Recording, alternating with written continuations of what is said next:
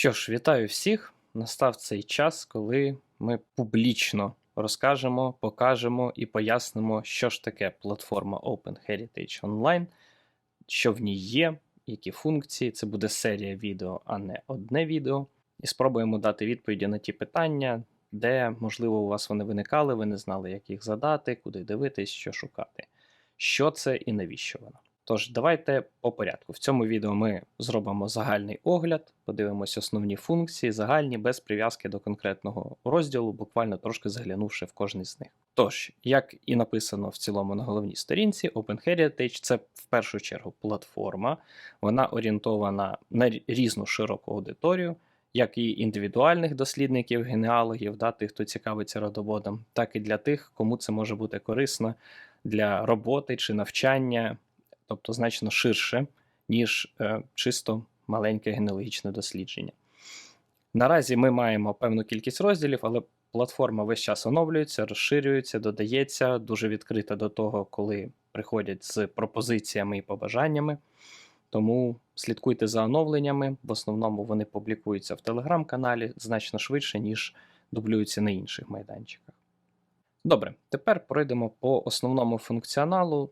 В першу чергу для незалогіненого користувача, без аккаунту. Ви можете ознайомитись на головній сторінці з основними якимись посиланнями на інші розділи, але ми зараз пройдемо по кожному з них. Загалом більшість функцій, вони заховані за цією кнопочкою у вигляді такого бутерброда, бургера, і вона відкриває меню, в якому вже доступні посилання на велику кількість різних розділів, які є на сайті.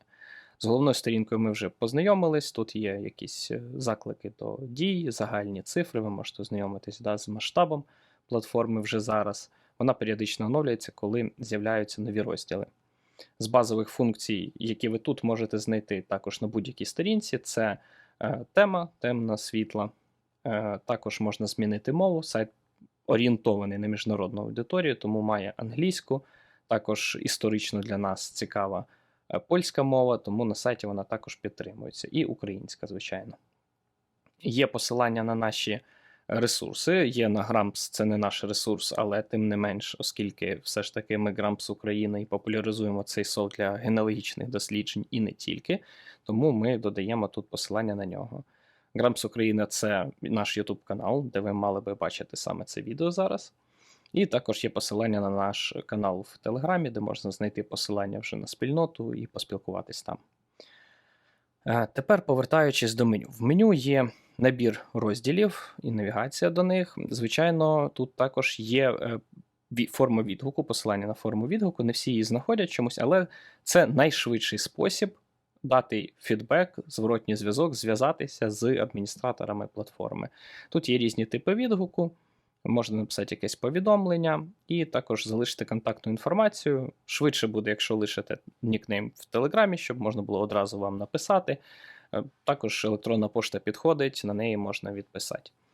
Телефон не лишайте, дзвонить не буде. Форма доступна як авторизованим, так і неавторизованим користувачам, тому ні в кого не має бути проблем поділитися думками, навіть не реєструючись на платформі. Переходячи тепер до інших розділів, треба відмітити, що їх кількість періодично змінюється, бо ми ростемо, пройдемо зверху вниз, аби розглянути кожний з них так загалом, потім зареєструємось і побачимо певну різницю. Дослідження. Дослідження – це розділ, де зібрані дослідження користувачів платформи, в яких вони можуть задекларувати, що вони досліджують. На прикладі цього дослідження можемо побачити, який населений пункт досліджується, які прізвища там цікавлять і в які проміжки. Їх багато, таких, як ви бачите, досліджень. Більшість з них змігрувала з мапи пошукайки та качиних стежок. З цим функціоналом ми будемо ознайомлюватись в окремому відео, тому не буде сильно зупинятись. Наступний розділ великий – це мапа. Воно називається мапа, тому що це загальна мапа. На ній є велика кількість тих об'єктів, з якими ми працюємо. Ми можемо пофільтрувати їх, побачити, що тут є архіви. Загалом це різні типи генеалогічних сховищ, де ми можемо якісь джерела зберігати і цікавитись ними. Можна подивитись на деталі і перейти далі. Також кладовища тут відображаються. Всі кладовища, які ми маємо, саме не поховання, а кладовища, можемо подивитись, вони всі тут підвантажуються у нас.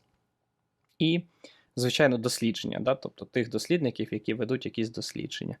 Якщо ми там пошукаємо, наприклад, ви шукаєте якийсь населений пункт, ви можете наблизитись до нього і подивитися, да, наприклад, які дослідники тут вже щось досліджують. Можна подивитись, хто що досліджує, в якому населеному пункті. І якщо вас зацікавить цей дослідник, ви можете або пошукати по прізвищу, можете перейти в конкретне дослідження, подивитись, що людина досліджує, і спробувати сконтактувати. Знову ж таки, це, як ви бачите, імпортовано скачених стежок. Тут розміщений контакт, який був розміщений там. Насправді ви також можете перейти ось тут за нікнеймом на сторінку користувача і подивитися, що він досліджує, які в нього там є дослідження, або які кладовища, де він робив якісь внески. До цього ми, мабуть, ще повернемось. Так, тепер далі. Якщо ми з загальною мапою ознайомились, ми можемо перейти в розділ більш зрозумілий всім. Меморіали – це про поховання. Тут наявна як мапа поховань. Це стара її версія, вона потихеньку оновлюється, тому, можливо, ви вже побачите свіжішу версію. Тут можна пошукати конкретні поховання, піти в конкретне кладовище і подивитися, де там хто, можливо, похований. Тут, як ми бачимо, це ручками вибране місце. Так, меморіали – це поховання, але загальним списком. Тобто їх тут багато сторінок, ви можете тут використовувати різні фільтри по кладовищу там, чи по рокам. Але, знову ж таки, треба розуміти, що зараз тут пошук досить обмежений. Про пошук, це якби окрема історія, він буде інакший, загальний. Список кладовищ, невеличке тут теж оновлення було, можна подивитися, які там є кладовища, можна пофільтрувати, наприклад, по тому, що вас цікавить, там якийсь регіон, наприклад, да, Сумська область. Ось можна подивитися, які кладовища у ній є. Також є рейтинг. Знову ж таки, ви можете долучитись до квітневого конкурсу, якщо наразі квітень все ще. Тут ми якби ділимося між користувачами, порівнюємо, да, хто скільки зробив внесків, скільки створено меморіалів, завантажено фото. Також є транскрипції і перевірки транскрипцій для того, щоб фото перетворювались у фактично якусь інформацію, яку вже можна шукати. Ми проводимо досить часто, періодично, да, такі конкурси, розіграємо різні генеалогічні штуки, як книжки чи ДНК-тести, футболки були, по-різному були. Також ідемо далі. Розділ ДНК. Це ми ще не заміняємо MyHeritage, у нас немає GetComa тут чи щось таке. Але це спроба дати новачкам в основному, а може і не тільки новачкам, в певній такій формі, послідовності, зверху вниз пояснити, яким саме чином, що таке ДНК-тести, як вони виглядають, пояснити різниці платформ, що краще обрати, яку стратегію вибрати і так далі. Тобто ми спробували тут опублікувати всі наявні рекомендації з спільна ДНК і схожих груп, також дослідників, які займаються дослідженням ДНК, і опублікувати систематизовано цю інформацію тут. Якщо у вас є бажання долучитись до спільних закупів чи перейти в спільноту, тут є відповідні посилання в кінці, де може користувач знайти і перейти вже цікавитись саме ДНК-генеалогією. Але це такий інформаційний розділ, в першу чергу орієнтований на українців, для того, аби допомогти їм зорієнтуватися в світі ДНК-тестування. Наступний розділ – це фотоархів, досить великий розділ, але поки не супер популярний, для збереження історичної пам'яті у вигляді зображень. В першу чергу фотографій старих, які нас цікавлять. Тут є як стіна фото, це для того, щоб якраз навігуватись між фотографіями, є різні фільтри. Також тут є варіанти з мапою, тобто можна подивитися на мапі, деякі фотографії були зроблені в тому регіоні чи місці, де вас цікавить. Також є хронологічно, можна вибрати старіші, новіші фотографії, і вибрати якийсь проміжок, який вас цікавить, подивитися, що там відбувалося. Також ми намагаємось підбивати якісь найцікавіші фотографії, які багато хто відкриває, дивиться, цікавиться. І також є люди на фото. Це досить важливий розділ, ми на ньому тут зараз зупинятись не будемо, але в окремому відео ще подивимося на це. Наступний великий розділ – це джерела. Це суперважливий розділ, який наразі досить маленький, він тільки наповнюється, але кожен з вас може допомогти його наповнювати. В джерелах логічно різного роду генеалогічні джерела, або не тільки генеалогічні. Це можуть бути як архівні справи, як ми бачимо тут, так і, наприклад, можуть бути якісь альбоми, книги, персональні, приватні колекції, наприклад, які там можуть ділитися користувачі, якісь колекції з публічних ресурсів, бібліотек і так далі. Тобто джерело – це певна набір, де зберігається інформація. Тобто ми вже далі, коли там знаходимо інформацію, ми її звідти цитуємо, дістаємо. Це вже якби діставання з усього джерела потрібної інформації.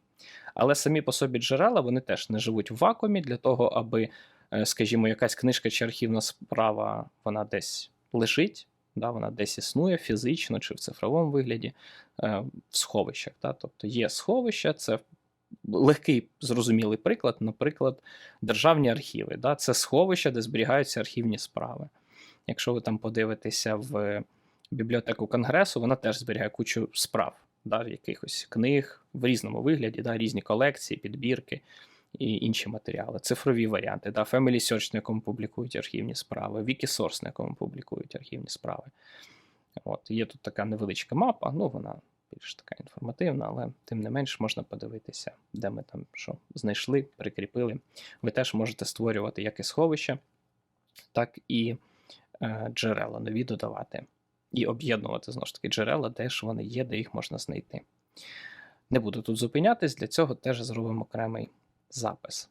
Інформаційний розділ, тут можна знайти розділ статистика. Ми намагаємось тут підбити таку якусь аналітику по тих даних, які ми вже зібрали, по тому, як ми зростаємо, по тому, скільки як платформа зростає, користувачів до нас приходить.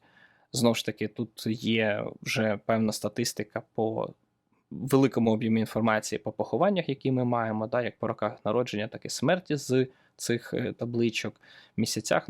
Ми зібрали, не буду зупинятися, але зібрали тут певну якусь аналітику, яку придумали. Ви можете запропонувати якісь свої додаткові варіанти з розрізами, що вас цікаво, що сюди можна додати ще, розмістити якусь ще статистику, рахувати.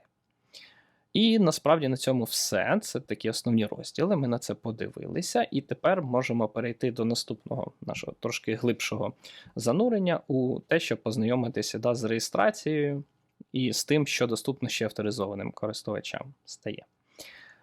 Вхід в систему, в платформу наразі реалізовано двома способами. Тобто можна зайти через Telegram, у більшості людей він є, можна в один клік безпечно зайти і одразу зареєструватись. Ніколи не забудете пароль від цієї платформи.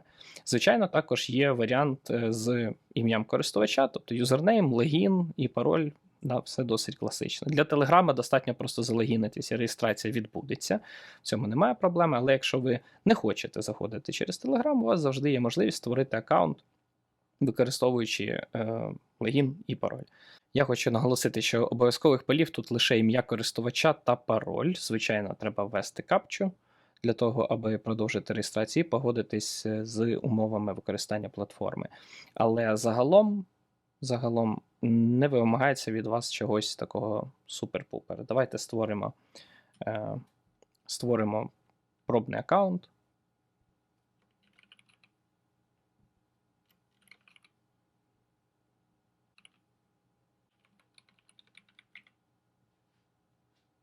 Якщо у вас є проблеми з тим, щоб розібрати капчу, тут, наприклад, я не розумію, що тут написано, тут є кнопка «Оновити», можна знайти більш читабельну варіант.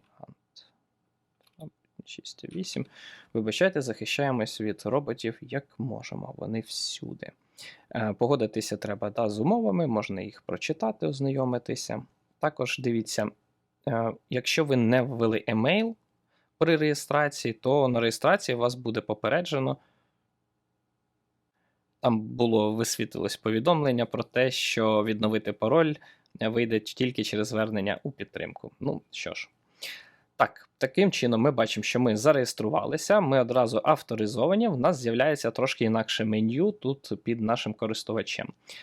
У нас з'являється розділ налаштування профілю, з яким ми зараз ознайомимося. Тобто тут є основна інформація про вас, яку ви можете заповнювати, можете не заповнювати. Також тут є розділ публічних контактів. Тобто, якщо ви хочете, аби вас могли знайти інші дослідники, ви можете розмістити певні публічні контакти. Вони відображаються лише для авторизованих користувачів. Наприклад, там телефон чи емейл якийсь хочете вказати. Ви тут можете це вказувати, можливо, потім будуть якісь додаткові там посилання і можливості. Можна вказати, там, бачите, велику кількість різних платформ, де вас можна знайти так, як вам зручно, і, звичайно, додати якісь там окремі. Ви можете додати інформацію про себе, ввести якусь коротку інформацію про себе, вона буде доступна на вашій сторінці персональній, ми на неї ще подивимось. Так, налаштування підписок, налаштування участі в розіграшах і рейтингу, для того, аби, знову ж таки, якщо є ті, хто хоче зробити певний внесок і не відбирати там якусь долю мотивації в розіграшах інших учасників, він може вийти з цієї участі. Також ви керуєте тим, чи ваша персональна сторінка вашого користувача буде доступна публічно в пошуку. Тобто тут можна або це включити, або вимкнути. Зберегти зміни, або там скинути до дефолтних. Можна змінити пароль, тобто пароль має бути надійний, тут ось можна його міняти. І також можна прив'язати Telegram-аккаунт, якщо ви створили аккаунт з юзернеймом, без Телеграму, але потім вирішили, добре, так і будь, я прив'яжу, щоб мені було зручніше, безпечніше, і не треба було, якщо що, страшно відновлювати, доводити там якось те, що я власник цього аккаунту, от можна тут його підключити. Також можна прийняти участь у ранньому доступі. Це певним чином змінює поведінку системи для вас, якісь функції, кнопки, сторінки стануть для вас доступними раніше. Не всі з них будуть працювати, чи, наприклад, вони стабільні. Тобто це для тих, хто хоче, наприклад, там, допомогти тестувати якийсь новий функціонал до того, як він стане доступний всім. І якщо ми вже тут, хотів би наголосити, що тут внизу завжди видно на кожній сторінці версію платформи, вона коли оновлюється, які зміни трапляються в системі, чи в інтерфейсі, чи там на її процесінгу, десь там в даних, десь ще, чи якісь фікси, тобто версія завжди оновлюється. Так дуже легко можна слідкувати від тим, чи були якісь зміни внесені відносно там останньої вашої якоїсь участі. Давайте ми додамо біографію. І от збережемо, зміниться. Наприклад, таким шляхом зробимо публічно. Так, це про ваш профіль. Тобто, тут можна оновлювати, там, наприклад, країну, якщо ви з іншої, якщо по IP вираховано некоректно. Так, по профілю, мабуть, це все. Можна вийти, якщо у вас є, якщо на це є потреба, загалом причин для цього немає. Тепер дивимося, що в нас змінилося як для користувача, який вже авторизований. Форма відгуку так само залишається, як і була доступна вам. В меморіалах, давайте тут це як основний розділ, з'являється можливість завантажувати і приймати участь в транскрипціях, в тому в розшифруванні фотографій у інформацію. Про це ми будемо розглядати окремо. Так само в фотоархіві є можливість завантажити фотографії, подивитись ті, які ви вже завантажили. І в джерелах також функція додати з'являється вже для вас, як для користувача. Але ми не будемо тут наразі на цьому зупинятися. В цілому все. В статистиці тут ніяких змін. Загалом все. На цьому жодних більше змін немає. Ви можете там створити дослідження. Також. Давайте я створю.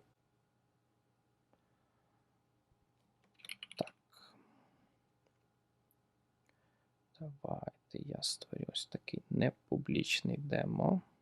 І для того, аби показати, продемонструвати, трошки подумаємо, як це зробити зручніше. Ваша публічна сторінка. Ось тепер переходимо в демо. Тут є швидка навігація для вас, є інформація про вас. І також тут будуть публічні контакти, якщо ми їх розмістимо. Наприклад, в профілі давайте я додам емейл. Ось такий емейл я додам. Збережу зміни. І тепер повернусь на сторінку. Бачите, тут мої контакти тепер опубліковані мені, знову ж таки, як власнику, але і як авторизованим користувачам, вони зможуть його побачити. І перелік того, що я маю, наприклад, мої дослідження. Тобто це така сторінка ваша, ви можете нею поділитись, да, скопіювати, використати кнопку поділитись, яка там дозволяє з системою вашою телефоном чи комп'ютером щось додатково показати, або через QR-код. Дуже зручно, коли ви на комп'ютері відкриваєте і хочете там показати комусь ще на телефоні і іншій людині показати, щоб вона вас знайшла. В цілому це все. До загального огляду, я думаю, цього достатньо. У нас, знову ж таки, будуть додаткові відео, які ми хочемо опублікувати по конкретних розділах, де ми сфокусуємось на тих чи інших функціях. Але загальний огляд платформи, він такий. Приєднуйтесь, долучайтесь, шукайте, допомагайте іншим знайти, колаборуйтесь, знаходьте інших дослідників, робіть внесок у наше майбутнє, у те, що нашим нащадкам ми лишимо, історію. Дякуємо вам за увагу і приєднуйтесь до нас. Чекаємо вас в наступних відео.